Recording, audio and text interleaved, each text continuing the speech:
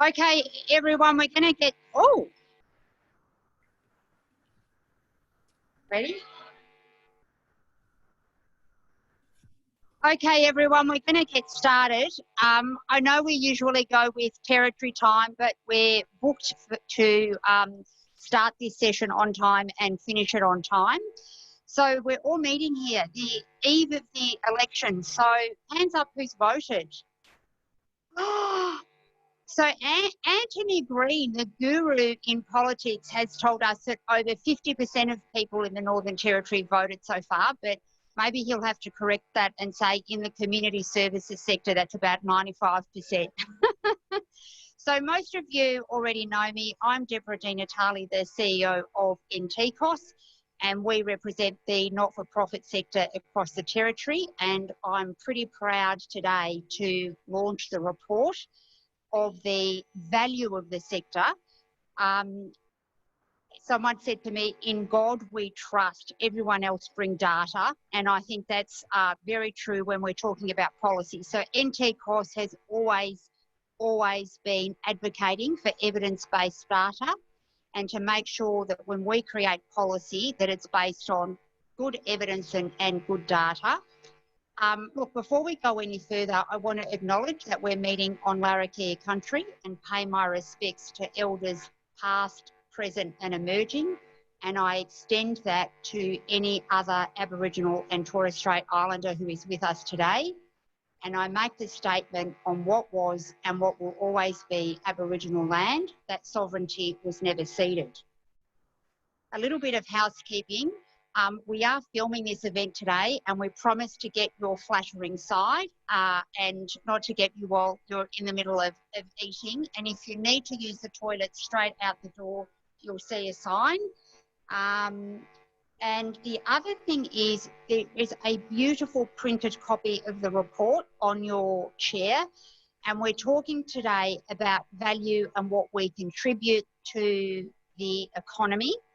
I do want to say that for someone who's worked in the not-for-profit sector most of my life, I started off very briefly in the law in a private place and didn't last very long there, and ended up working across a whole host of community legal centres and then also in the homelessness space.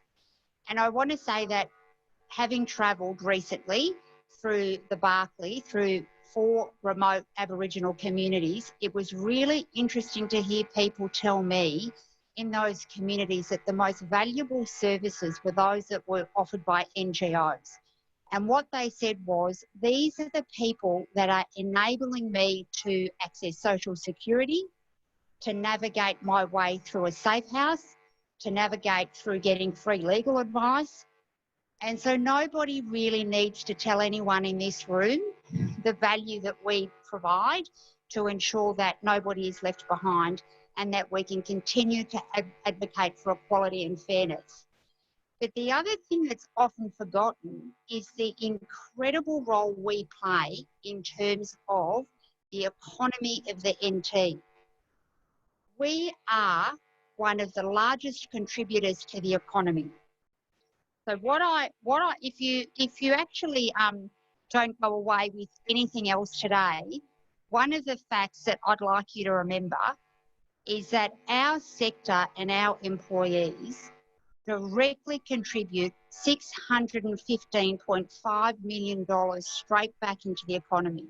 So your local IGA, your local Woolies, all of that industry that government is wanting to be supported is coming from our direct wages. And what we have now is evidence that our employees are spending money directly in their geographic area. So I often say, and people hear me make this statement all the time, the single biggest thing any government can do to support the economy is support the not-for-profit sector. So we're meeting on the eve of the election, so whoever forms government tomorrow, we will continue to let them know that they need to support us if they want to see the economy thrive.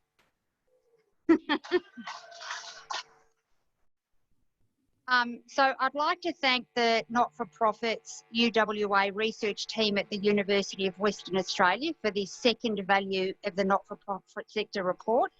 and we look forward to providing this to the sector every 2 years. And today I get the pleasure of introducing Professor David Gilchrist. Professor David Gilchrist is to the sector what George Clooney is to Hollywood. No one who has done any type of research in not-for-profit academia doesn't know about Professor David Gilchrist. So he's really the star of the show today. He has a career spanning 30 years and he's held a number of senior roles in not-for-profit, commercial and public sectors.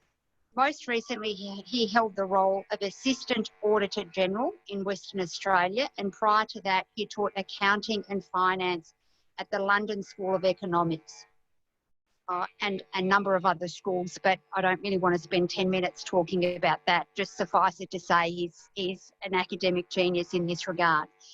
He's also the co-convener of the Not-for-Profits Research Group and a Professor of Accounting in the School of Business at the University of Western Australia. He has published widely as an academic and journalist and is a principal author of a number of key national reports, including the seminal report Australian Charities 2013 for the Commonwealth Government and the Australian National Disability Costing Pricing Framework 2014. And he is the author of The Value of the Not-for-Profit Sector 2020. David, via video link from Perth, welcome. Thank you very much, Deborah. And you had me at George Clooney. I feel like hanging up and going now. It doesn't get better than that, so thank you very much.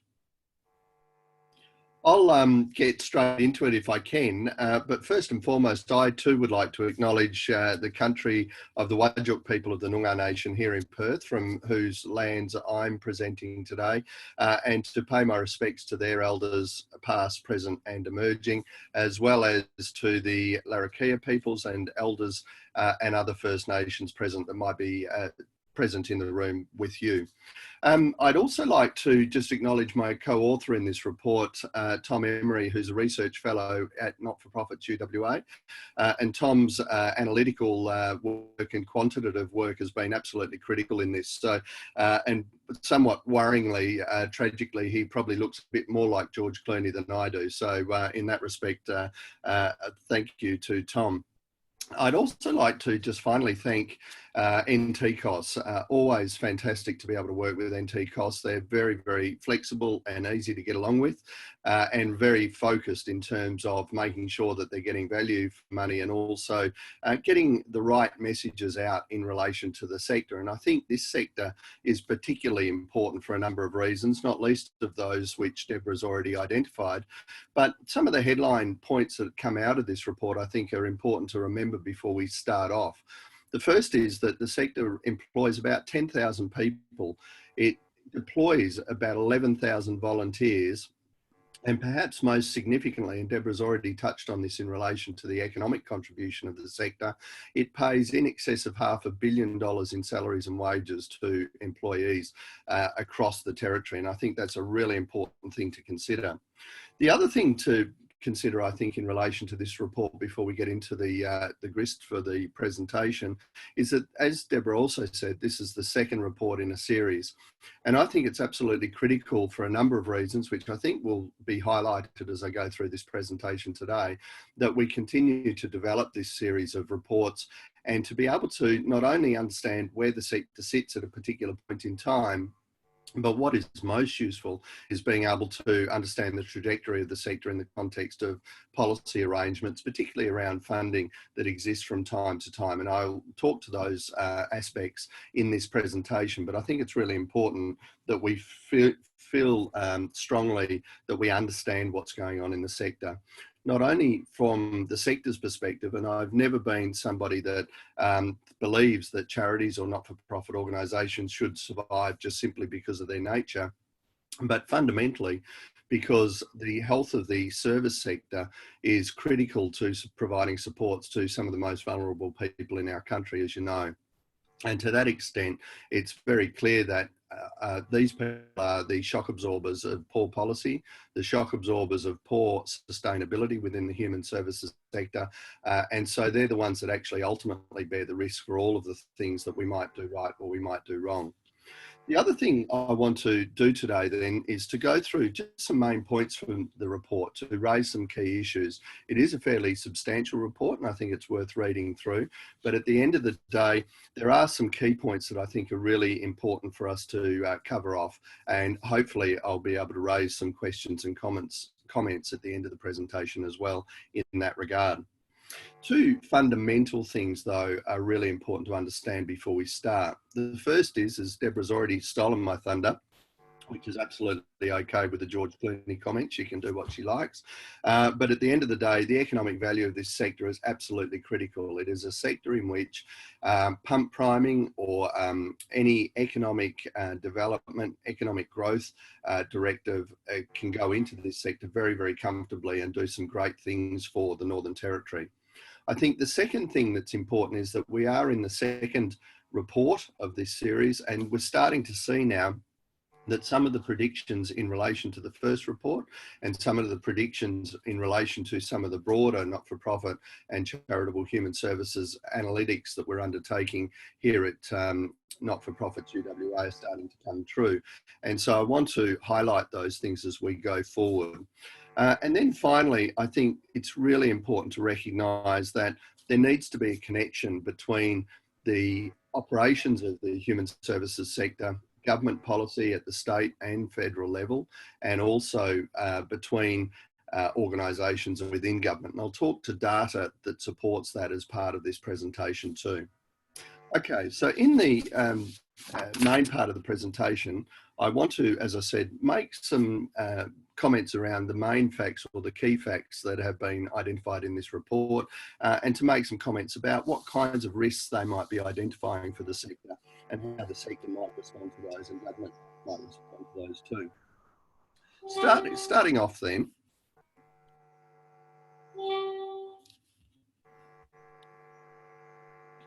a few things.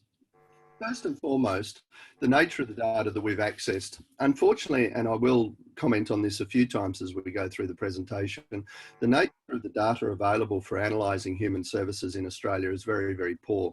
And I think it's important to recognise that COVID has been a really important event in the context of understanding just how poor that data is and how difficult it has been for governments and for the sector to make decisions in response to COVID specifically, but also in ongoing terms as well. So pump priming, as well as being able to undertake simple decisions like deciding how much personal protective equipment is required for a subsector and so on. The data that's used in this report is very similar to the data that was used in the original report. So it's ACNC data for the 2018 financial year for registered charities. And that data is compared to the 2015 data that was provided to ACNC by those registered charities. We also last time looked at ABS data. However, we took the decision that the data was too old for the not-for-profits and analytics that the ABS undertakes. And we feel strongly 2 points on that. One is that the 2013 data is too old to actually include in this report. It doesn't really help in our analysis of the sector up to this point. But secondly, it's really important that the ABS are funded to be able to undertake the next lot of data collection in relation to this sector, not only for the Northern Territory, but Australia-wide. We also use some published data from the NT Treasury in relation to broad economic growth, and use some other data from some other territory departments based on specific questions. And all of that data description, all of the analytic processes that we went through are included in appendices to the report. I guess one thing I'd like to make known right at this point is that I'd be delighted to get emails or have you make any contact at all in relation to questions about the data, how we analyse the data, and how we identify the main issues that we've identified in the report. Any questions or comments over the next little while is absolutely fantastic and very welcome. The next thing I'd like to say is that we analysed on that basis of that data, essentially charities headquartered in the Northern Territory and also territory level economic data. So how this sector moves within the Northern Territory economy. And then finally, we analysed a number of things, including the organisation's activities, their beneficiaries, the employment data, and the financial data. And I guess one of the things that is really important to remember here is that because of the nature of the data we've collected, it's what we call administrative data. It's provided to the ACNC, as I mentioned before, but it's very difficult for us to be more specific at a local level in terms of what's happening within this sector and what impact that's happening on the delivery of human services, say in remote communities, in rural or regional communities, much less in Darwin itself. And I think this is a great detraction from the data that's being collected, and I'll talk to that at the end of the presentation. Okay, so some main points. First and foremost, the charities overview themselves. So the number of charities headquartered in the territory shrank by 7.1% between 2015 and 2018. So from 450 to 418 registered entities. We can't, unfortunately, use the data to be able to identify how many other ongoing operations from externally headquartered charities are extant in the territory. It's very difficult to be able to understand that, and unfortunately I think that's a significant weakness for our understanding of human services delivery. There has been a slight increase in not-for-profit associations from 1,596 in 2015 to 1,620 in 2018. Pretty much stat, so there hasn't really been much movement there. But remembering too that some of those associations will also be part of the charities group that we've analysed, so it will be registered entities under the ACNC's legislation. What has been interesting to note, though, is that there's been quite a move or a change in the size of these charities. And you recall under the ACNC that we had three sizes, imaginatively called small, medium and large, based on the turnover of organisations. We actually have continued the process of analysing this group of organisations by dividing them into 4 clusters rather than 3, and having a very large cluster from $10 million turnover and above.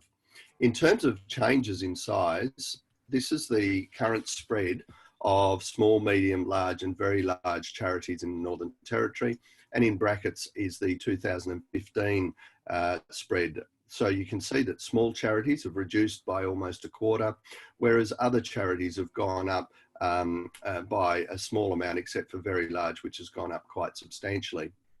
Now, continuing my consideration that charities shouldn't necessarily be maintained if they're not sustainable and they're not efficient, not effective, and perhaps most importantly, they're not delivering what the sector needs them to deliver or what their clients need them to deliver.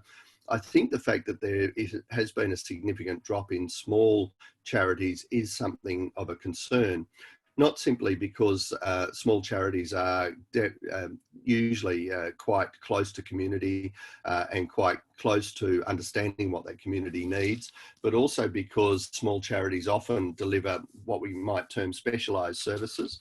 And so the transition of small charities either out of delivering human services in the territory, perhaps they terminated or wound up, through to them growing to become medium, large or very large organisations, is suggestive of a risk that there could be some contraction in the services provided, and particularly specialist services might be left wanting as well. Again, unfortunately, we don't have good data to be able to analyse this more deeply, but I do think there's a risk there, and it's something that does need to be analysed in order for us to understand better what the sector is delivering and where the gaps in service delivery are. I'll talk to this a little bit more in a minute.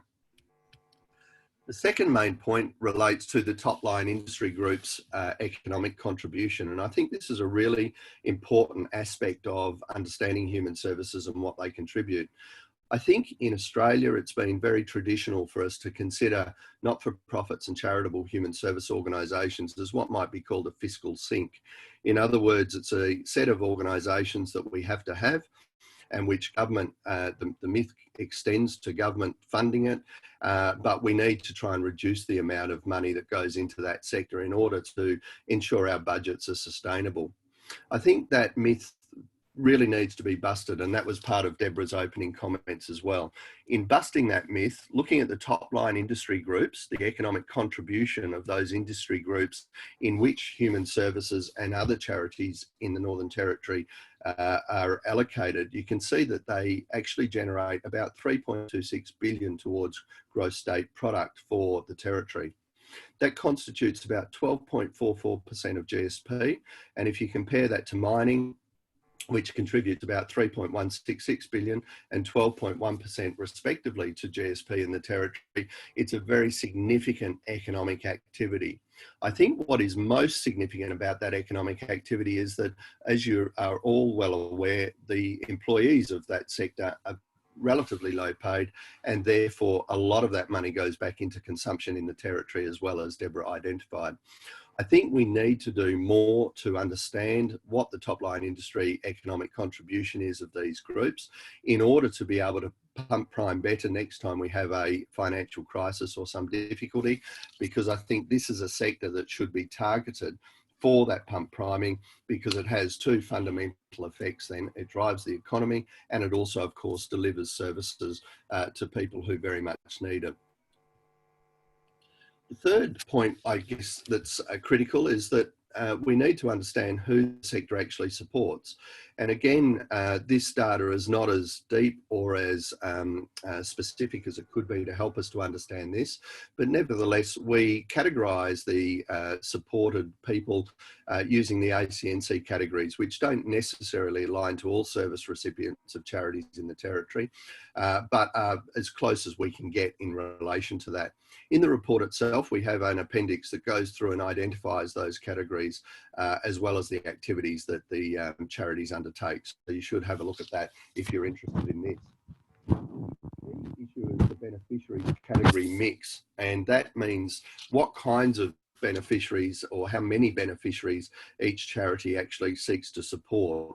That mix is important to understand because it helps us to understand whether or not there are risks of gaps in service delivery. We use the mix in order to be able to understand whether or not there's been a reduction in the numbers of beneficiary categories, and we would then suggest that that actually impacts the amount of services delivered, or the types of service delivered rather. In 2018, we identified that 3 service categories, or beneficiary categories rather, were identified by charities in the Northern Territory, as compared to 6.59 in 2015. So there's been a drop of over 50% in relation to the number of people or types of people that are beneficiaries of charities in the Northern Territory. It's quite a significant drop, and something for, I think, people to be considering and to think about the risk in relation to where gaps in service delivery might be developing. What does the sector do? Again, we use the other activities nomenclature within the annual information statement report provided to the ACNC by Charities. The other activities is not the main activity of an organisation, but it does give us an idea of the activity spread of these organisations. Once again, we don't have deep enough or specific enough data to look other than at the top line averages and to identify potential risks for further investigation. In this case, in relation to other activities to assess the service mix change, we identified that 1.52 other activities were reported on average in 2018 compared to 2.91 other activities in 2015. This is on top of the main activity that these organisations undertake. But what is important to note is that there's almost a 50% contraction in the number of activities, other activities undertaken by these organisations within the Northern Territory. Combining that with a reduction or contraction in beneficiary categories, it suggests very much that the service mix on average is reduced for charities providing human services in the Northern Territory. And again, that is a risk area that really needs to be investigated so that we can understand where the service gaps might be developing. In terms of that service mix then, what does the service mix and user cohort contraction mean? I think there's a few things that it means, but first and foremost, it means that service providers focusing on their knitting. They're looking, I think, that at sustainability risk and trying to meet that sustainability risk by contracting service types offered. They might also be looking at exiting service delivery entirely, so that those organisations that either wound up in the territory, that reduction of charities that we identified before, or might have moved into other service areas because of the sustainability and other risks that they feel that their organisations face. Service providers exiting service delivery is really important in the context of the cohort contraction that we identified before, so the types of beneficiaries that are being serviced. At the end of the day, it's also extremely likely that the contraction of services and cohorts served are not balanced to needs. What does that mean? It means that while we have a contraction in the number of beneficiaries that are being supported by these organisations, or a contraction in the number of activities these organisations undertake, we know that that contraction is not balanced to all of the needs across human services in the Northern Territory, and it's very likely that some needs will be impacted by this far more significantly than other needs. This could be based on price, it could be based on geography or capacity to hire staff, particularly staff with appropriate training and experience. And so these organisations are making decisions based on sustainability of the corporation going forward.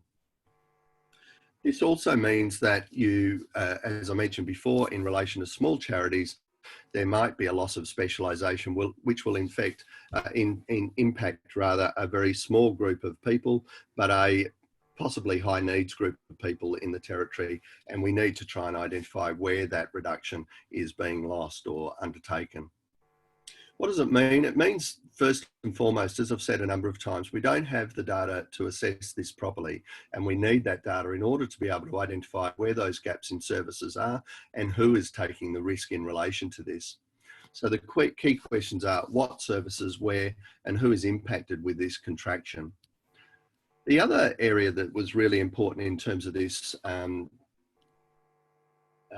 report is the sector finances and being able to understand the financial sustainability levels of the sector going forward. In relation to that, I'm really keen to talk about profitability, and there are a number of aspects of sustainability in finance that we can talk about, but we do have limited time, and so I think profitability is probably the most important element given the significant change that's occurred between 2015 and 2018 in that regard. So one of the things that has happened is that the sector has polarised, as we forecast in 2015, both in the Northern Territories report and in other reports around that time. By polarised, we mean that some organisations are sustainable and operating profitably, while other organisations are increasingly unsustainable and operating at a loss. Clearly, operating at a loss is not going to help those organisations maintain their sustainability, but we have identified for 2018 that 55% of organisations reported a profit, 29% reported a loss, and 16% broke even. The break-even group is a concern to us as well for two reasons. Number one, because when we talk about break-even, we're talking about a 1% profit or up to 1% profit and then down below zero so that we've got an actual loss. And we consider a 1% profit as being an inadequate return for an organisation on two counts. One, because CPI ran at above 1% during the period, but also secondly, because the profit needs to be generated in order to build the balance sheet. And I'll make some comments about profit shortly.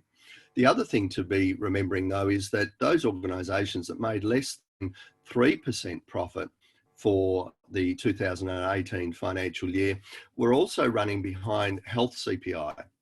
Often in the human services sector, we talk about CPI in the context of the prices paid for services delivered. It's really important for us to consider, rather than CPI, health CPI, which is actually a basket of services and costs that are associated with the provision of human services across Australia.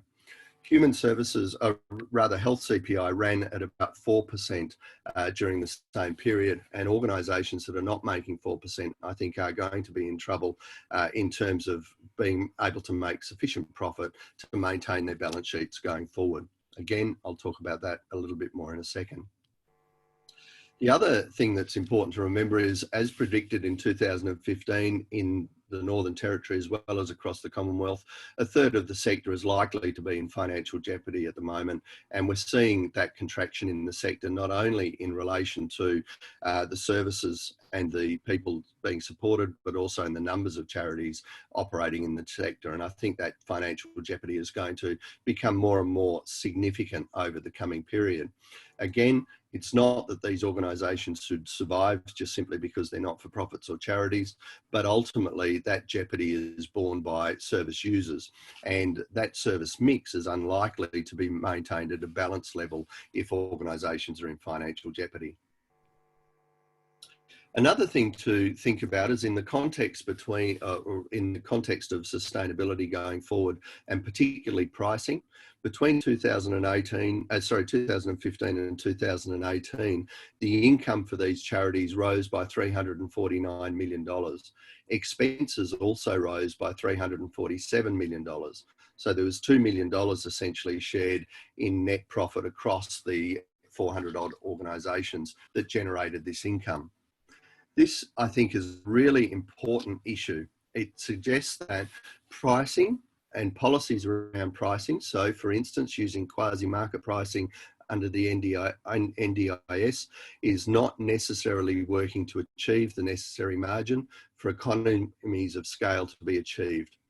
What does that mean? It means that at the end of the day, for economies of scale to be achieved, and we suggest that one of the drivers for organisations to wind up or to merge with other organisations, and we've seen a transition of organisational size increasing towards the larger, is in order to be able to obtain the margin for economies of scale, to reduce the overall cost of your operations and to be able to retain financial sustainability accordingly.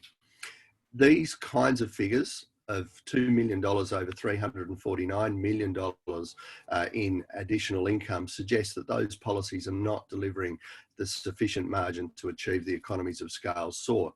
In other words, organisations with financial difficulty merging with other organisations with financial difficulty may well simply be increasing the problem that they have rather than actually resolving it. So I guess there's, again, the by now probably boring comment that we simply don't have enough data to be able to analyse the impacts of these profitability issues, but polarisation particularly is not able to be analysed effectively, and I think we need to do that for the service gaps that that represents. We also need to remember that the impact will be on the service mix. That is the types, the numbers and the geographic location. Not necessarily all three at once, but it could be all three at the same time. Now, in terms of sustainability, profitability is really important. And I just want to remind people of this because there is an enduring myth in the broad community around Australia that charities and not-for-profit organisations are not-for-profit because they shouldn't make a profit, when in fact the not-for-profit tag, as I'm sure many people in the room are aware and understand, relates to the fact that members of these organisations shouldn't profit financially from their membership. Profitability is critical in the short term. It allows for solvency, as I'm sure many people would be aware.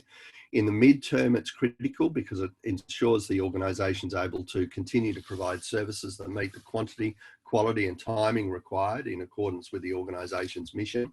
But in the longer term, profitability is absolutely critical to building the balance sheet so that the organisation is able to replace its assets. And perhaps most importantly, and I think this is a deficiency that is playing out right across the Commonwealth, not just in the Northern Territory, but in all jurisdictions, where organisations simply don't have enough money to be able to invest to meet changing circumstances and policy arrangements.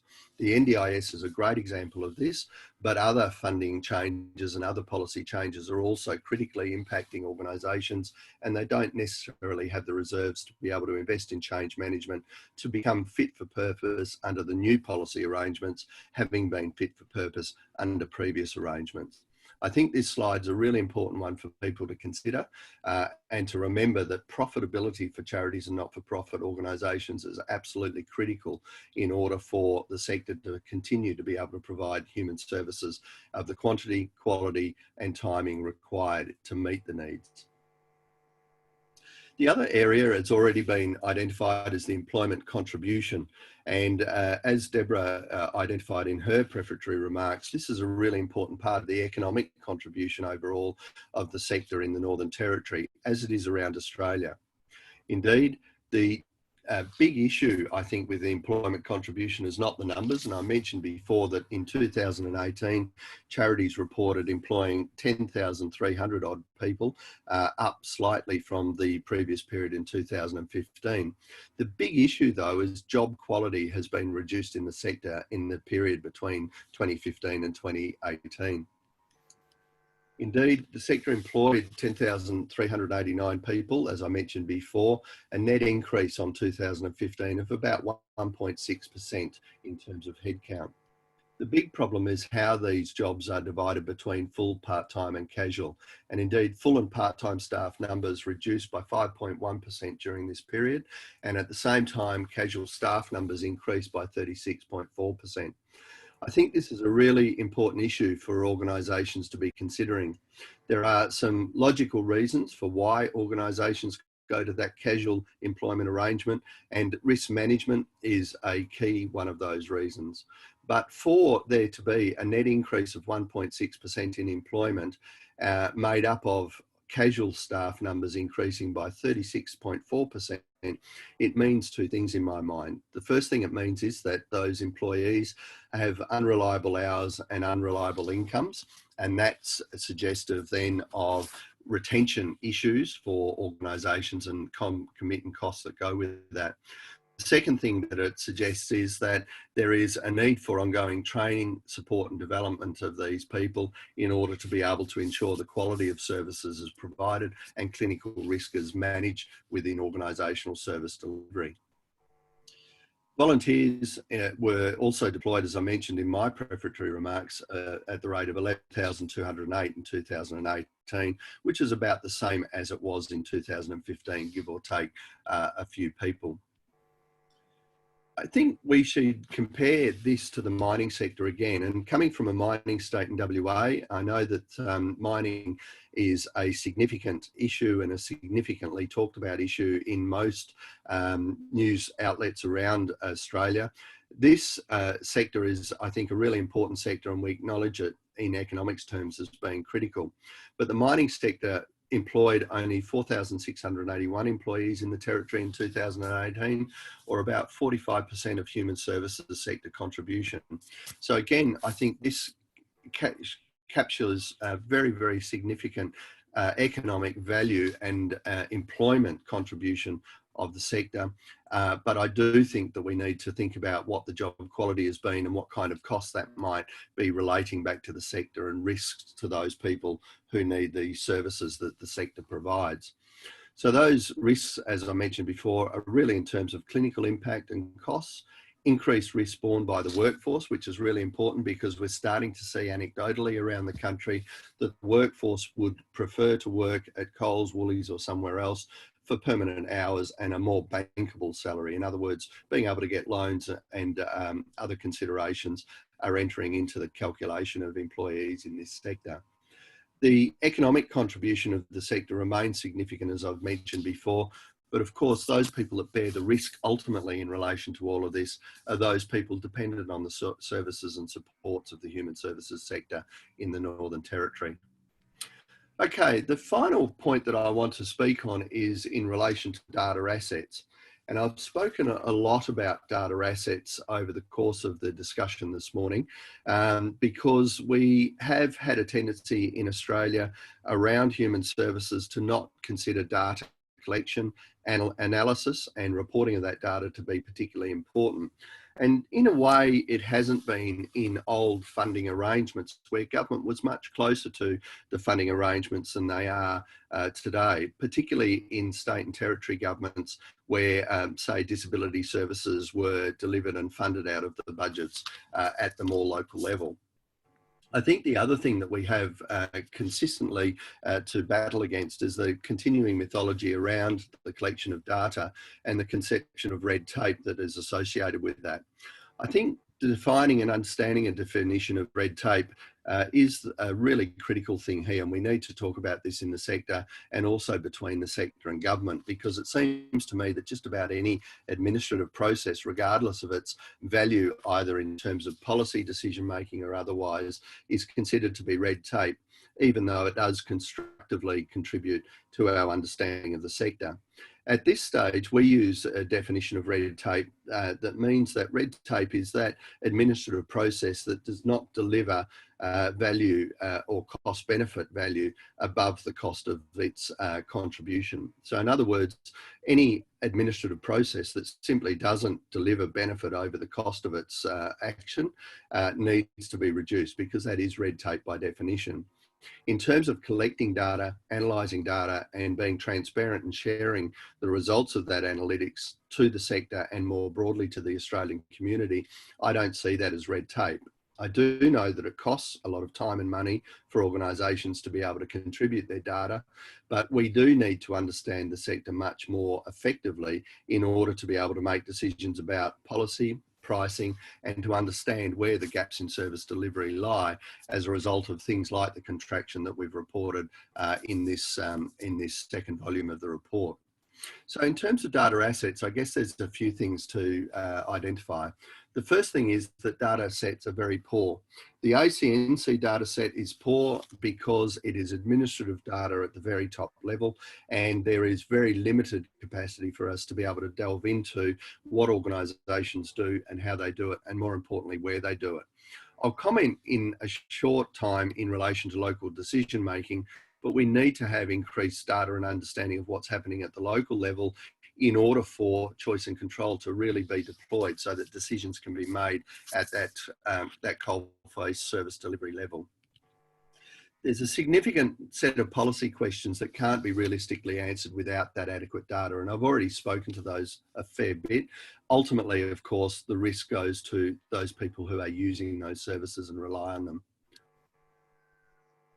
The changes in cohorts served, the service mix, and the profitability changes are critical areas that need examination.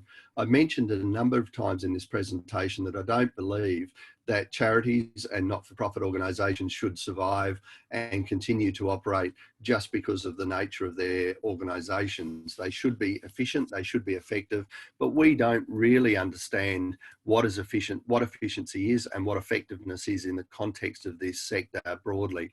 And I think this is an area where we need to have not only data collection and analytics, but also transparency within the government not-for-profit nexus, but also across the community, so the community can understand what's going on too. We need better data and transparency to support providers and government and better allocation of resources. I think that stands to reason. But what is important is that government and providers need to work together to identify that data and to analyse that data together so they both understand what's going on. I think that the successful implementation of any industry plan, including that of the Northern Territory, requires a data strategy. It's absolutely critical in order to be able to understand whether or not that industry plan is being effectively implemented, and to be able to make changes to the industry plan and direction as needed in accordance with the data that's been collected and analysed. As I've said many, many times today, the service users are ultimately the shock absorbers for poor policy. And unfortunately, under service arrangements like the NDIS, we actually don't even know those service users exist unless they have plans and have entered into the system.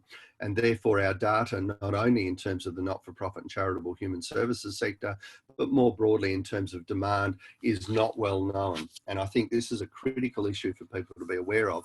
When we talk about human services demand in the Territory or anywhere else around Australia, in fact, we're talking about the amount of money set aside for actual service delivery and those enrolled or registered, if you like, within programs.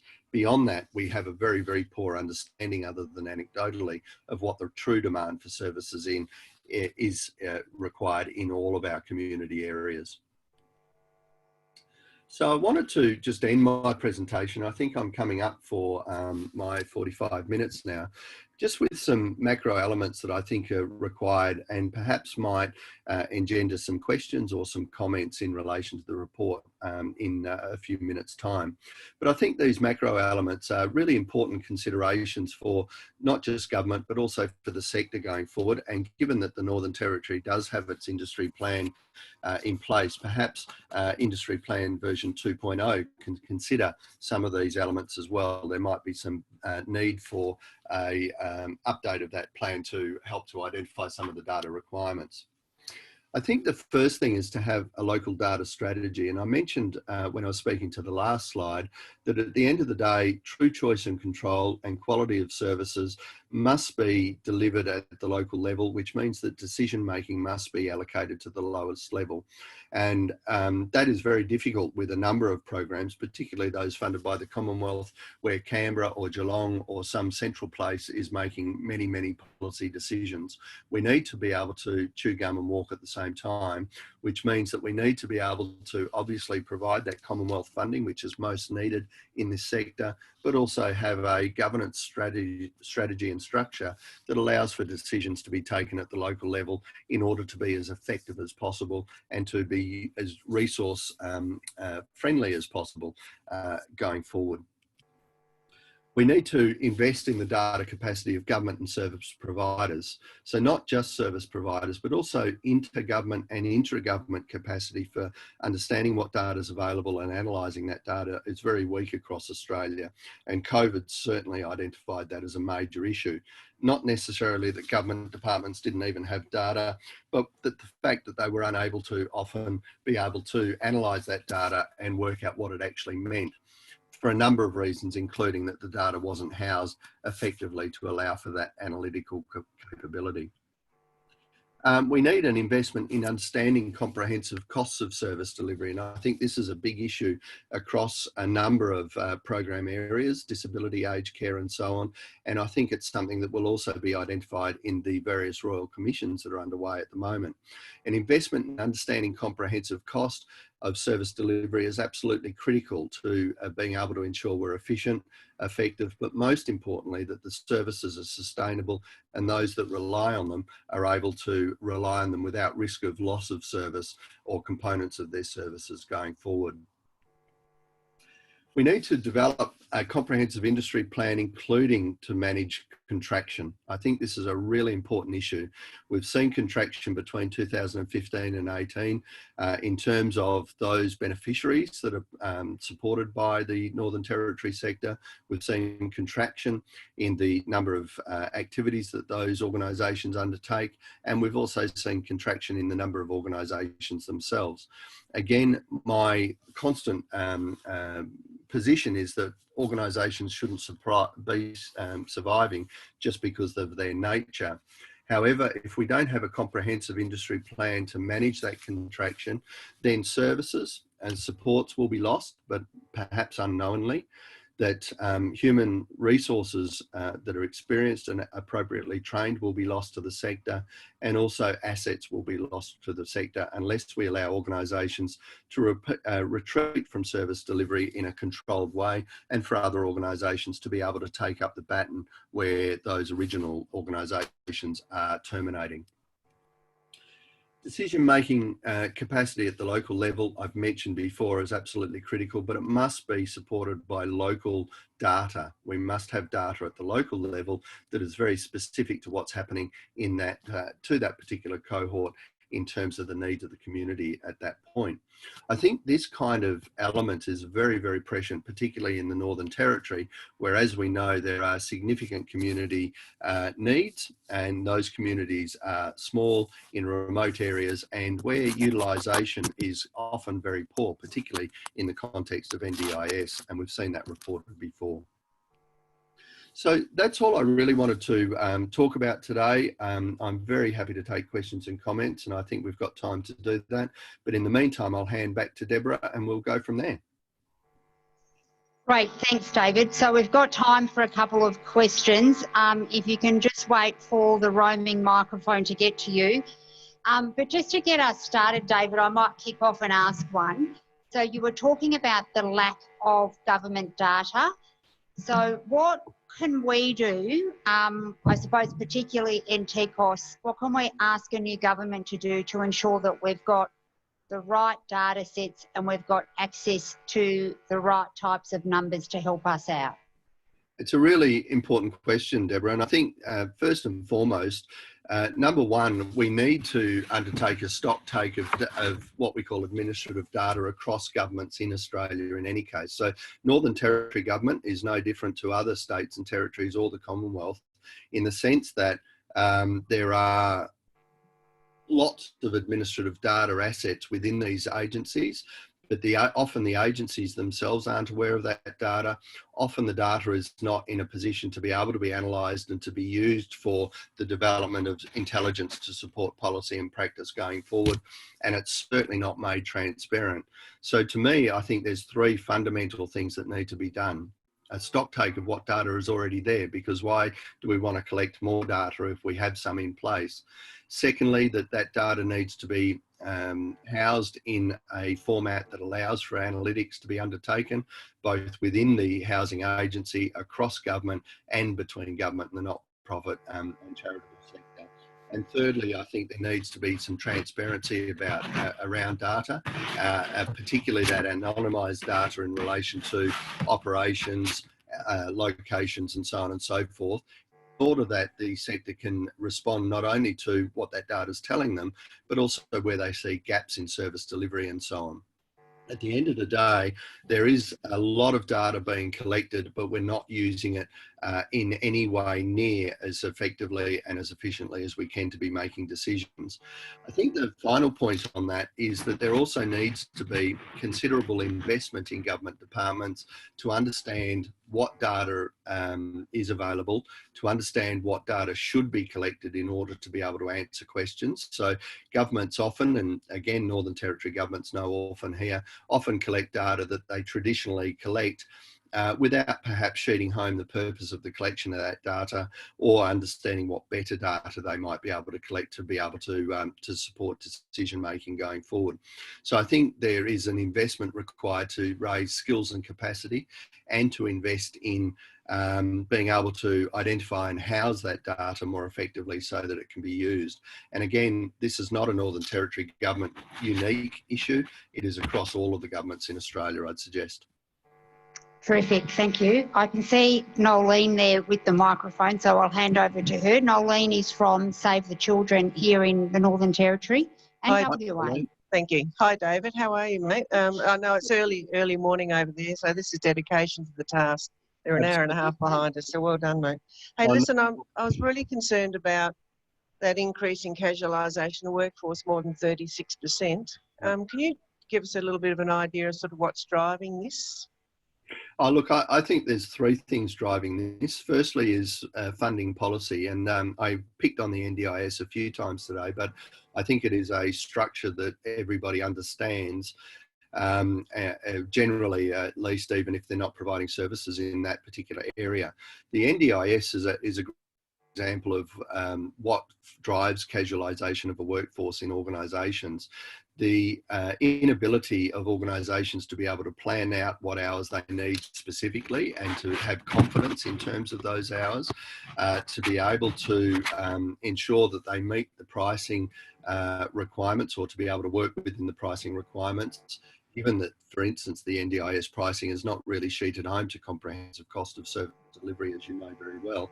It's sheeted home to the amount of money that's available, which is a poor substitute, but also because these organisations have a significant eye now to their ongoing financial sustainability, which is important. But I think reducing risk by casualisation of workforce also carries some concomitant cost increases for organisations, as I'm sure many people in the room would understand. It increases risk of turnover, which increases the risk that staff with adequate training and adequate experience are less likely to be deployed, which then increases, of course, the risks assumed by those service recipients that are unable to actually change this situation. So I think the drivers are around risk, and I think they're around pricing, and around the fact that governments and policymakers at all levels of government are relying on quasi-markets to be able to reallocate resources where they need to fit. And I think there's a fundamental misunderstanding of quasi-markets and how they work within government departments. I think there's a really important opportunity for some increased capacity building there to be able to understand the economic model that they're implementing. But ultimately, it's risk management, I think, that drives this casualisation. Question down the back. Thank you.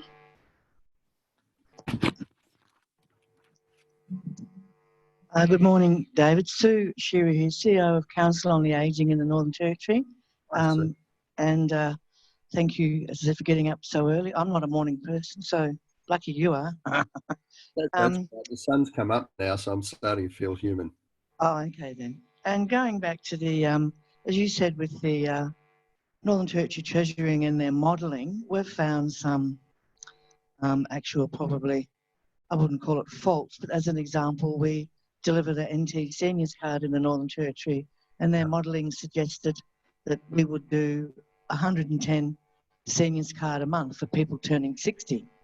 And the ABS says that we have the highest growth of seniors over 65, but that was in 2016. We are doing 300 cards a month for people turning 60. So there's some anomalies there with some modelling which we've pointed out. And as you said, they want data to provide particular services, especially for the ageing population. So we have to obviously do better modelling in that aspect, but also going back to the casualisation of wages, we as we know, that's caused the most concern in the aged care sector, especially in Victoria, where you have different people contracted, they're casual and they're going from place to place. We're lucky up here that most of our aged care facilities have permanent employees, but again, NT has just put all their staff on permanent part-time because we realise, obviously, with sick pay and holiday pay and things like that, but obviously that comes at a cost.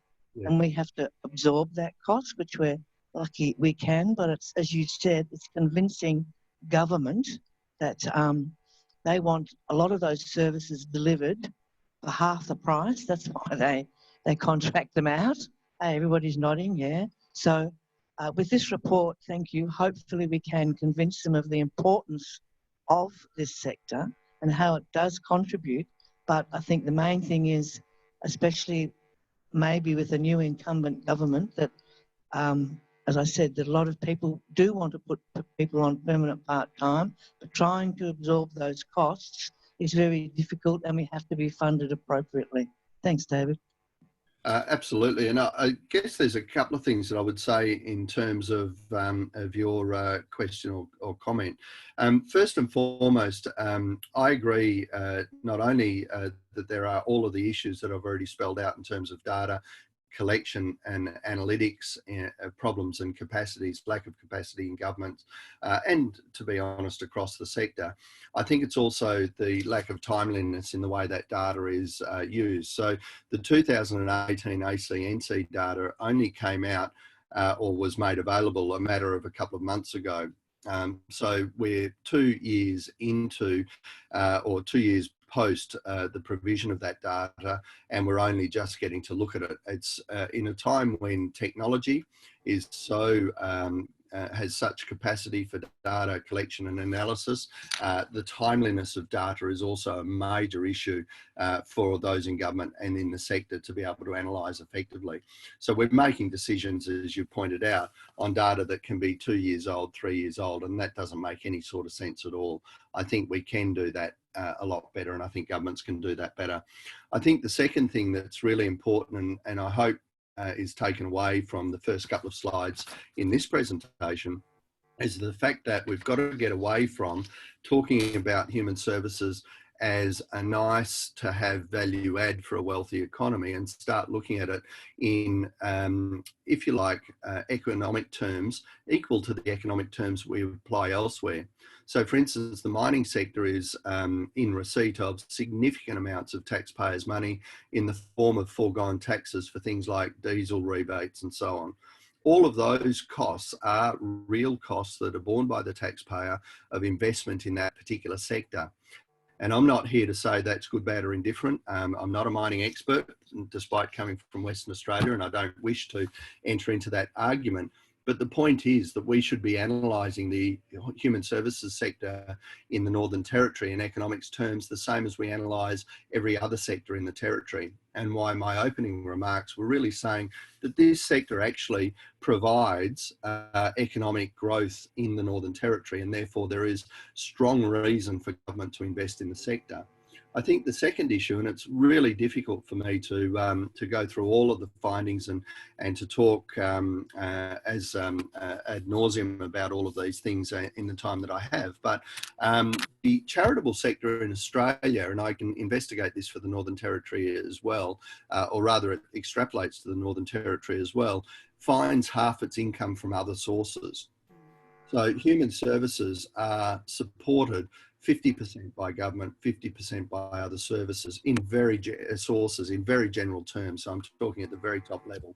And so there'll be organisations that only receive government funding, and there'll be organisations that don't receive any, as I'm sure you're all aware. But my point is that the sector is contributing 50% from its own sources to the broad provision of services as charities. And I think that's a really critical part of the calculus for governments who want to pump prime as a result of a COVID or some other economic crisis that we've had. And I think that needs to be taken into account. The third thing, while I'm on a roll and on my soapbox, is that with regard to pump priming, I think there's also a great deal of need for the Commonwealth and the states and territories governments to get together and to work out what they do next time there is a economic downturn of some significance. I think they are predictable. Obviously, things like COVID aren't, or the causes of those downturns might not be predictable, but certainly we will have another downturn in the next 3 to 5 years. We will look to pump prime in that time, and we should have our objectives for pump priming sorted out now, not waiting for the actual crisis. So I think that's also a part of this issue. I hope that all makes sense. We've probably got time for, what, one more? One more, yep. Stephen Lawrence from Ironbark Aboriginal Corporation. You mentioned in your talk, profitability is essential for Yes. sustainability. So how do we as a sector build sustainability, especially if we're relying on grant funding? If grants are not spent, they generally return back to the funding provider. Yeah. Yeah. So I think we have to do two things, and it's very hard for me to talk to your situation specifically. It's also, I think, a great indicator of the lack of understanding of the economics of this sector, that governments still provide grants where you need to repay any profit that you've achieved out of being more efficient and more effective in what you do.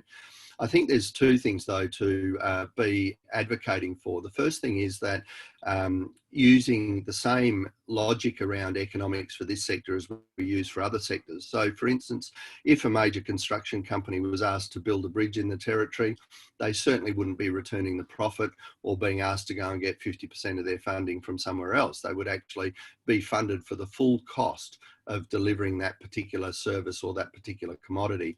And I think that costing of the comprehensive cost of human service delivery is absolutely critical to be able to get the pricing right for governments going forward. The second is that there's an inconsistency in the rhetoric around this process as well. So governments like to use quasi-markets and they like to talk about markets, and then to provide grants that profit is repayable obviates against that. And I think we need to advocate very strongly and send the message very strongly that in fact government is procuring services, not providing grants. It's a substantial and very important difference in terms of the way those grants should be treated and the way procurement should be treated going forward. So in other words, I think the advocacy points are that let's look at the economics of what's going on and make sure that there's a price that's established that meets the comprehensive cost of service delivery. And then secondly, to make sure that where government is procuring, they actually procure rather than provide grants or some other funding mechanism, which I think muddies the waters around being financially effective for organisations. Certainly, any grants or any procurement arrangements set up that you have to return funds that are not used, particularly in terms of profit, I think is very poor economic policy on the part of government. Terrific. Thanks, David. I'm looking at the time and getting the wrap up from the staff. So 2 things for everybody who's registered, those slides will be available to you. So they'll be sent to you via your emails. I also just want to quickly thank Hester for assisting us in sponsoring the breakfast for us. Thank you very much, Hester. And we have a lovely banner for Hester. And the last thing I want to say, as we're talking about killer booklet, I suggest you take it with you because it cost us double the rate of your registration to print each one. So you will have already made a 50% return, 100% return on your registration. So do take that with you. And thank you very much, everybody, for coming. And particularly thank you to Janine, who makes this all happen while I was in and out of Barclay for the last 3 days. So thanks, everybody. Thanks very much, Deborah.